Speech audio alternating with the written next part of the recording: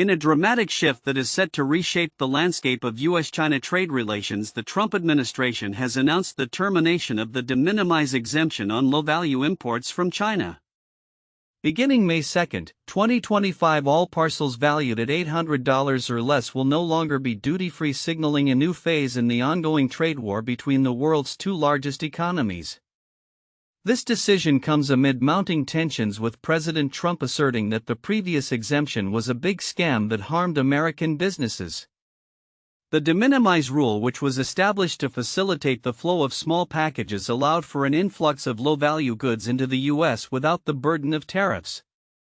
Originally introduced in 1938 with a threshold of just $5, this limit was raised to $800 in 2016. However, the rapid growth of e-commerce, particularly driven by Chinese exports, has led to a surge in low-value imports, creating pressure on U.S. businesses and customs operations alike. According to the Congressional Research Service, Chinese exports of low-value packages skyrocketed from $5.3 billion in 2018 to $66 billion in 2023, with the U.S. serving as a primary destination. The elimination of this exemption is expected to have immediate repercussions for consumers and businesses. Shoppers can anticipate higher prices and potential delays, as imported goods will now face a more complex customs process involving declarations and duty payments. Companies like Temu and Shein are already adjusting their pricing structures to incorporate these new import charges, with reports indicating that some items have seen price increases of up to double. Amazon, however, has stated it will not display these added costs alongside product prices, creating some confusion among consumers. For businesses heavily reliant on the de minimis exemption, the impact could be profound. Small and medium-sized enterprises that previously benefited from direct shipping from China may now need to re-evaluate their supply chains. John Curry, CEO of Happery International, noted that his swimwear company had shifted to utilizing the de minimis exemption to streamline operations, but will now have to adapt to the new tariff landscape. There has to be a solution because both countries cannot survive this way, he remarked, highlighting the need for a more sustainable trade relationship. Interestingly, the end of the de minimis exemption may also present opportunities for U.S.-based manufacturers. Trade groups representing local industries such as flag manufacturers and bike dealers have expressed optimism that the removal of unfair competition from low-cost Chinese imports could improve their market position. Larry Severini, CEO of Embroidery Solutions Manufacturing, emphasized the need for duties to level the playing field, as his company has been adversely affected by discount imports.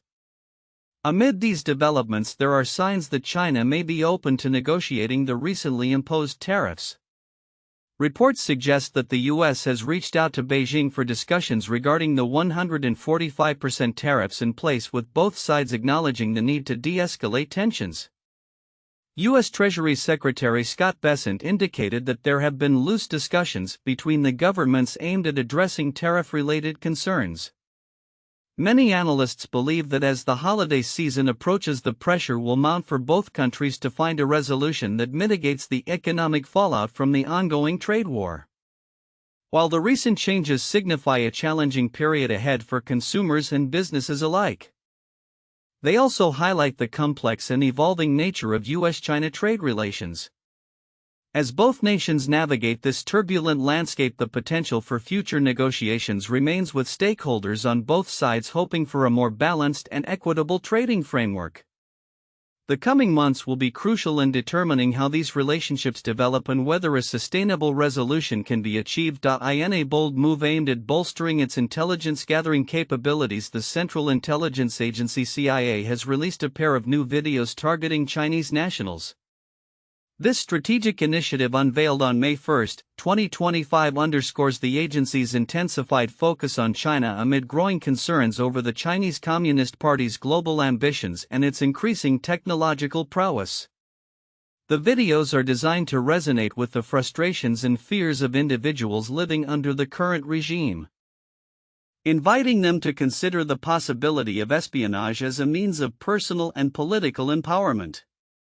The newly produced Mandarin language videos mirror a successful campaign previously directed at Russian nationals, which, according to former CIA leaders, helped develop valuable intelligence sources.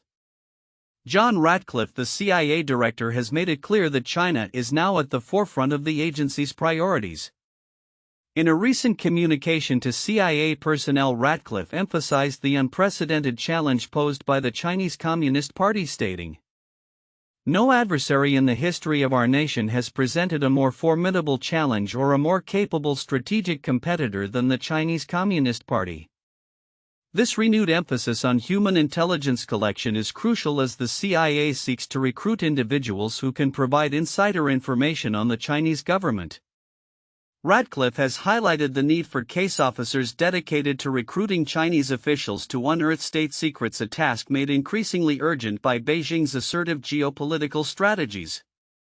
The video campaign follows a text-based instructional video released last year which explained how individuals in China could securely contact the agency via the dark web. This earlier effort garnered 900,000 views, suggesting a significant level of interest and potential for recruitment. Despite the challenges posed by China's strict internet censorship, a U.S. official noted that the production of the latest videos was a response to the positive reception of the initial instructional video, indicating a strategic pivot based on prior successes. The content of the new videos is strikingly poignant. One portrays a mid-level government official grappling with the disparity between his life and that of more privileged party members. The narrative reflects a sense of disillusionment with the promises of prosperity made by the Communist Party, culminating in the official deciding to take control of his own destiny by reaching out to the CIA. The second video taps into the pervasive fear among officials of being purged by the government, urging viewers to consider their own precarious positions while hinting at the potential for a better future through collaboration with U.S. intelligence. As the CIA intensifies its recruitment efforts, it does so against a backdrop of significant political turmoil within China. In parallel developments, the country is currently grappling with high-profile corruption investigations, including the case of Wang Jianjun as senior deputy at China's Securities Regulatory Commission. Wang's investigation has sent shockwaves through the financial sector, highlighting the internal strife within the Communist Party and potentially creating more opportunities for foreign intelligence agencies looking to exploit vulnerabilities within the Chinese government. This dual approach, targeting disillusioned Chinese nationals while capitalizing on the instability within China's political landscape, could signal a new chapter in U.S. intelligence operations. As the CIA navigates this complex and evolving environment, the effectiveness of its recruitment strategies will be crucial in shaping the future of its intelligence operations regarding China. With continued emphasis on human intelligence collection and a keen eye on internal Chinese affairs, the agency is positioning itself to adapt to the fast-changing geopolitical realities surrounding one of its most formidable adversaries. In a rapidly evolving economic landscape, U.S. Treasury Secretary Scott Bessent has signaled a potential turning point in the ongoing tariff battle between the United States and China, as recent data reveals alarming signs for the Chinese economy. With China's gross domestic product (GDP) showing troubling declines and estimates suggesting the loss of 5 to 10 million jobs, Bessent emphasized the urgent need for China to address its economic imbalance. During an interview on Mornings with Maria, Bessent remarked, "They are the most imbalanced economy in the history of the world, and they need to rebalance." As the U.S. contemplates a trade deal with China, Bessent outlined a timeline for negotiations, hoping for a resolution before the winter holiday season. He underscored the unsustainability of the current tariff structure, with China's 125% tariff on U.S. imports and America's 145% tariff on Chinese goods. Bessent expressed optimism that a significant agreement could emerge, potentially allowing both nations to mitigate the adverse effects of tariffs. He noted the big deal that could be done here is President Trump has reoriented the U.S. toward a manufacturing economy, taking us back to the strength that's been sapped over the past several decades. The urgency of these discussions is exacerbated by the looming holiday season. where any disruptions to supply chains could have dire consequences for Chinese manufacturers reliant on exports to the U.S. Their factories are closing down as we speak, Bessent warned, highlighting the precarious situation for Chinese businesses amidst these rising tariffs. Meanwhile, the Trump administration appears to be quietly reaching out to Beijing to initiate tariff talks despite a public insistence that China must make the first move. Reports indicate that while President Trump has maintained a tough stance, the administration recognizes the need for dialogue, particularly as cargo shipments from China have declined significantly. A recent post from a state-run Chinese media outlet suggested that the U.S. is becoming increasingly anxious, with China unwilling to engage unless the U.S. shows meaningful measures towards easing tariffs. As tensions escalate, the impact of these tariffs on the U.S. economy is becoming increasingly evident. Cargo shipments from China have dropped nearly 60%, raising concerns of supply shortages and potential layoffs in logistics and retail sectors. The trade relationship strain is mirrored in the responses of major corporations, with companies such as Harley-Davidson and Eli Lilly voicing their concerns over tariff-induced disruptions. Harley-Davidson's CEO Johann Zeitz remarked on the critical need for a trade deal, explaining that while their manufacturing is largely US-based, the steep tariffs on components sourced from China pose significant financial challenges. Simultaneously, the broader economic picture remains precarious, with U.S. GDP contracting for the first time in 3 years, a trend that analysts suggest could lead to a recession if trade tensions continue to escalate. As Bessent noted, everything is on the table for the economic relationship. I am confident that the Chinese will want to reach a deal, underscoring the necessity for both nations to seek a resolution. Looking ahead, the ramifications of the ongoing trade war and the steep tariffs will likely ripple through the global economy, affecting consumer prices and availability of goods. Experts predict that as the effects of cancelled orders in Chinese factories begin to manifest, American consumers could soon face higher prices and empty shelves.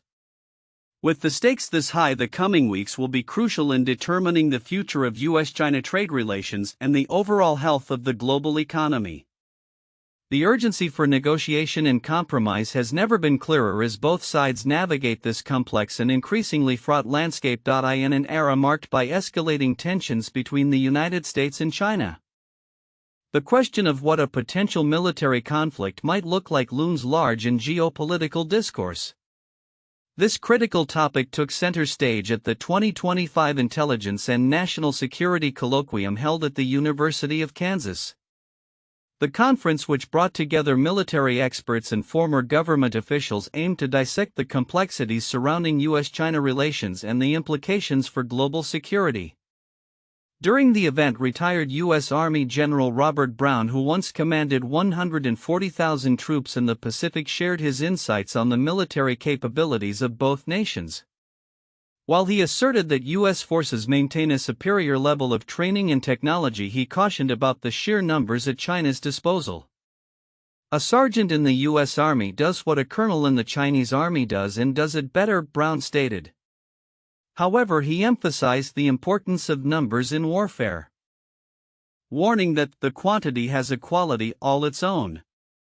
This sentiment reflects a growing concern that despite U.S. military superiority, a conflict might not hinge solely on capability but also on the scale of personnel each side can mobilize. The likelihood of war was a recurring theme throughout the colloquium.